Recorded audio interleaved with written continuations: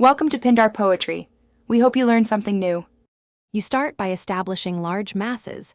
Pick a 3000 times 2000 px canvas and set 300 dpi so edges stay crisp when zooming. Use a hard round for silhouettes, then a textured round to suggest leaf clusters.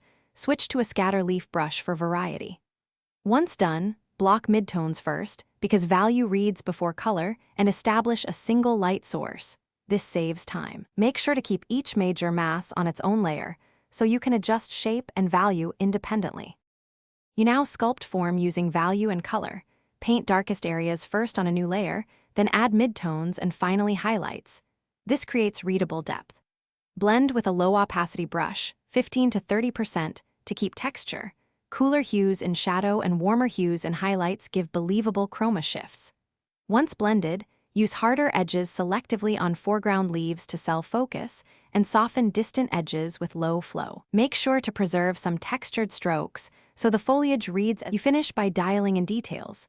Paint thin veins and edge highlights with a small brush to suggest leaf structure, and add a rim light where light grazes edges for punch. Enhance contrast with an ambient occlusion layer and multiply, then add a subtle color dodge layer for warm specular hits. Use low opacity.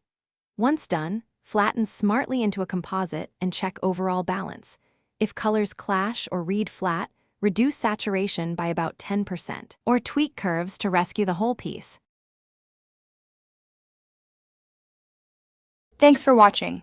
Consider subscribing if we helped you.